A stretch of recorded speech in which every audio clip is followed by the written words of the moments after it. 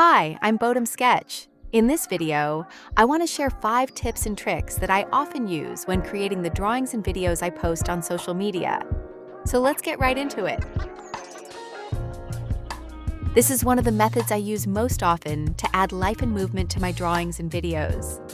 Let's try opening this treasure chest using the joystick. That's not quite what we want, right? This happens because when you select something, the center of the selected area becomes the rotation point.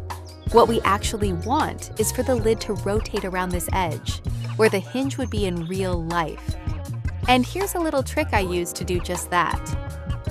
First, duplicate the part you want to rotate. Then, move the copy to the opposite side. Now we have 2 of the same lid. Lastly, make the duplicate invisible by setting its opacity to 1. Nothing seems to have changed in the actual drawing, but Feather recognizes these invisible strokes as part of the selection. So the center point of the selected area moves to the middle of the 2 lids. Now, if we rotate it again, the lid opens the way we want it to. You can apply the same trick to all kinds of objects that rotate around a point, like doors, lids, and even faces. Next, I'll show you how I achieve a watercolor look using pen pressure. I will be using the flat brush with pressure sensitivity turned on. With this combination, the opacity of the stroke changes depending on how hard you press. Press lightly, and the color becomes more transparent. Press harder, and the color becomes more visible and defined.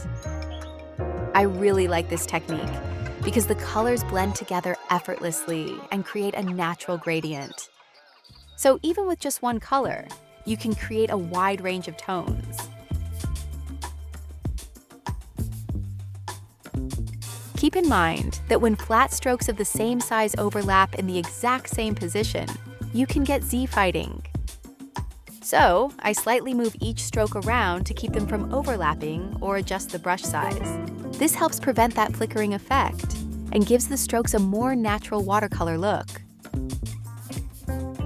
I like using this technique to add a little more depth and dimension to an otherwise flat-looking scene. First, turn on the grid from the Environment tab if it isn't already turned on. Then, select the building and make sure that the bottom of your selected area lines up with the position of the grid. Next, click the 3rd button from the right and enable the Z-axis in blue. Then, click this button from the bottom menu to duplicate. As you can see, the building is copied upside down. We just needed the grid for reference, so let's turn it off. Now, simply lower the opacity of the duplicated building a little, and you get this nice effect as if the building is actually reflected in water.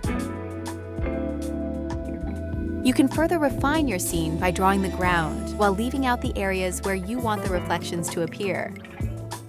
This makes it look more like there's real water sitting on the ground, rather than just having a duplicated building underneath. This technique works especially well when you're working with large open spaces or scenes with water.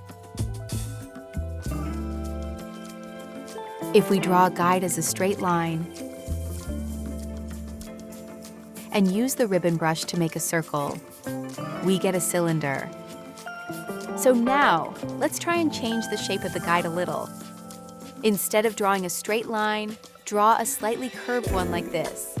Then select the button under the pencil icon and draw another curve from the side.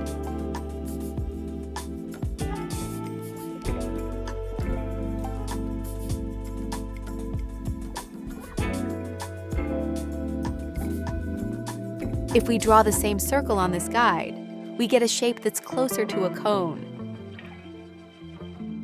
Now select and rotate it. Ta-da! That's a flower pot. There are many different ways to draw a cone, but I find this method to be one of the quickest and easiest. The great thing about this technique is that it's not just useful for flower pots. You can use the same technique to create things like cups, vases, and other similar objects. Next, I'll show you how I use background and light colors to change the mood of a drawing. I'll demonstrate it first on this simple stroke. Let's try changing the light color. When you change the light color, it mainly affects the bright areas of the drawing.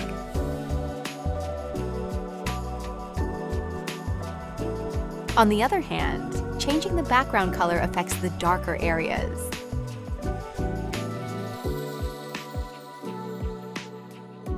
So I use these two adjustments to control the overall tone and mood of my artwork.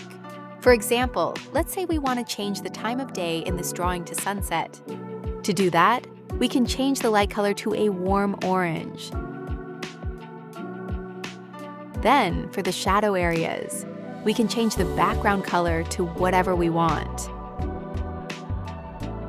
Even with the exact same drawing, simply changing the background and light colors can create a completely different mood. For this drawing, I want to create a bright blue sky, but when I change the background color to blue, the shadow areas of the building are affected, making the whole building look much darker. In that case, I can keep the background color white and use a blue background image instead.